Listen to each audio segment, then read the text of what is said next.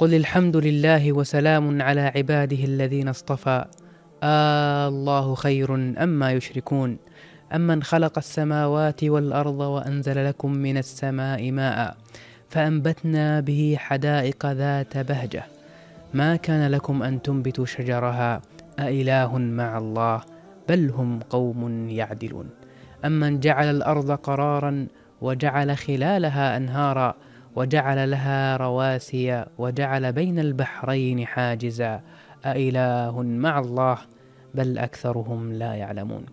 Say, O Messenger, praise be to Allah and peace be upon the servants He has chosen. Ask the disbelievers, which is better, Allah or whatever lords they associated with Him? Or ask them, who created the heavens and the earth, and sends down rain for you from the sky, by which we cause delightful gardens to grow. You could never cause their trees to grow. Is there another Lord besides Allah? Absolutely not. But they are people who set up equals to Allah. Or ask them, who made the earth a place of settlement, caused rivers to flow through it, placed firm mountains upon it, and set a barrier between fresh and salty bodies of water. Is there another Lord besides Allah? Absolutely not, but most of them do not know. Surah An-Naml. Does not Allah, who has bestowed countless blessings upon His servants and guide them to goodness, deserves all praise and gratitude? Who is better, Allah, the creator of the heavens and the earth, and the bestower of all blessings, or the false lords and idols that can neither benefit nor harm?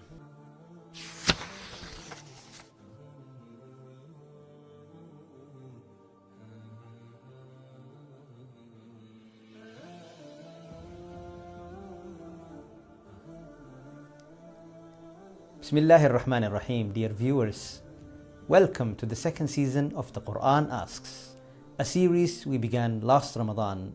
In this series, we reflect on verses from the Qur'an that are phrased as questions. The purpose of reflecting on these verses is to highlight the greatness of Allah, glory be to Him, His endless mercy, the clear signs of His power, His blessings upon mankind, and His complete control over all creation, so that it becomes clear to them that this Qur'an is the truth, so that people may recognize His sole right to be worshipped, associating no partners with Him. In this episode, we will inshallah attempt to shed light on some questions mentioned in the Qur'an. So stay with us. Joining me now is Engineer Abdul Qadir. We welcome him and he will take it from here. Thank you for having me here. In this episode, we will inshallah talk about the manifestations that prove that Allah is the one and only Lord. Allah subhanahu wa ta'ala says, say praise be to Allah and peace on the servants He has chosen. Who is better, Allah or those they associate partners with Him? Who has created the heavens and earth? Who sends down water from the sky for you, with which we cause gardens of delight to grow? You have no power to make the trees grow in them. Is it another Lord beside Allah?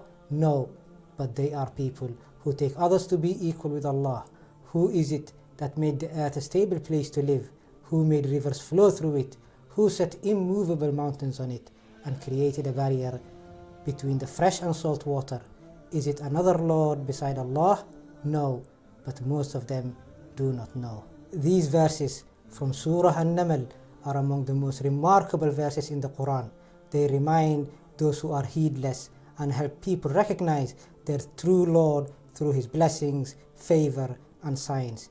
The passage begins by directing the Messenger sallallahu alaihi wasallam to praise Allah, the only one truly worthy of all praise and gratitude, because He is the sole provider of every blessing and favor to His servants. He alone is the creator and the commander. No one shares that with Him. Allah subhanahu wa ta'ala says, who is better, Allah or those they associate partners with Him? This verse, in essence, instructs the Messenger to ask them, is Allah the one who alone holds absolute control over creation and command, and who has bestowed upon you countless blessings better, or the false deities and partners you associate with him, who create nothing while they are created, and possess not for themselves any harm or benefit, and possess not the power to cause death or life or resurrection. The word better here does not suggest a preferred or more favorable choice. Rather, it is used to ridicule and reject their absurd views and beliefs. Thus, there is clearly no benefit whatsoever in those they associate with Allah, for whoever worships anything other than Allah or associates partners with him will face ruin and ultimate loss. He has lost this world and the hereafter. This is what is the clear loss. He invokes instead of Allah that which neither harms him nor benefits him. That is what is the extreme error. He invokes one whose harm is closer than his benefit. How wretched the protector and how wretched the associate. As a matter of fact, these verses detail some of Allah's countless favors and blessings that surround and overwhelm us. One of the greatest blessings upon His creation is that Allah, glory be to Him, has made Himself known to mankind through sending His noble messengers and through His signs in the universe that bear witness to His oneness, power and favor. Allah subhanahu wa ta'ala says, "Who created the heavens and the earth and sends down rain for you from the sky, by which we cause delightful gardens to grow." You can never cause their trees to grow. Who created the heavens, the sun, the moon, the stars and the earth, with its mountains, seas, rivers, trees and so on, and sends down for you, that is, for your sake, water from the sky, causing with it gardens of splendid beauty, beautiful and elegant gardens that bring joy to the eyes and warmth to the heart. Is there any Lord worthy of worship besides Allah? Is there any Lord who has done all this that you would turn to in worship instead of Allah? But most people who worship others besides Allah are unaware of His greatness and choose falsehood over the truth. They are a people who set up equals to Him. Indeed, that is why the verse asks again, or ask them, who made the earth a stable place? This means that Allah made the earth firm and steady, so it does not shake or move under those living on it. If it did, life would be impossible. But out of His kindness and mercy, Allah made the earth like a carpet, stable and unmoving beneath us. Allah subhanahu wa ta'ala says, He is the one who made the earth a resting place for you, and the sky a canopy, and send down rain from the sky, bringing forth fruits as provision for you. So do not knowingly set up equals to Allah. And He also said, Allah is the one who made the earth a stable place for you, and the sky a perfect structure, shaped you in the best form, and provided you with good wholesome things. That is Allah your Lord. So blessed is Allah, Lord of all the worlds. And placed rivers within it, meaning He created rivers so that people could have water for drinking, farming and growing trees, and placed firm mountains upon it, that is, He made strong and steady mountains that do not move, and placed a barrier between the two seas. This refers to the separation between fresh water and salty water, so that one does not mix with the other. The verse then asks again, is there any God worthy of worship besides Allah?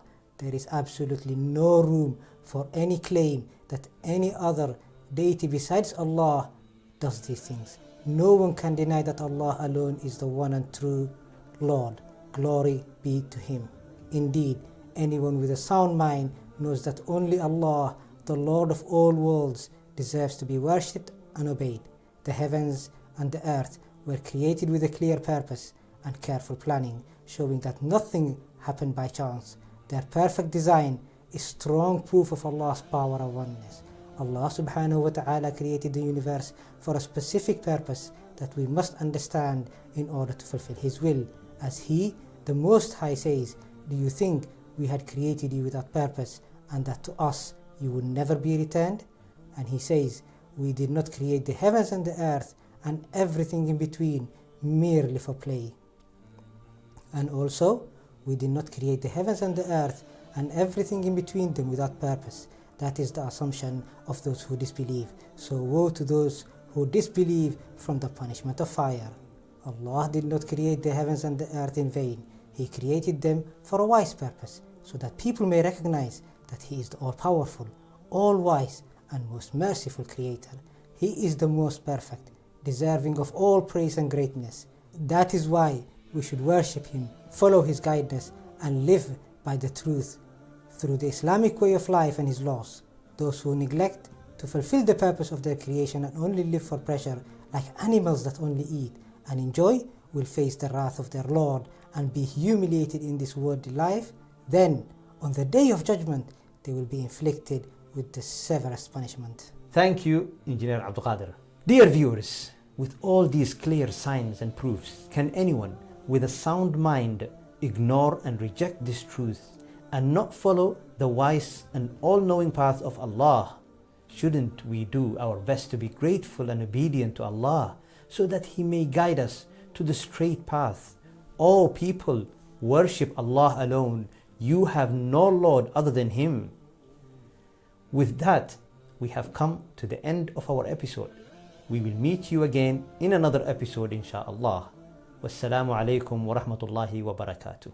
قل الحمد لله وسلام على عباده الذين اصطفى الله خير أما يشركون أمن خلق السماوات والأرض وأنزل لكم من السماء ماء فأنبتنا به حدائق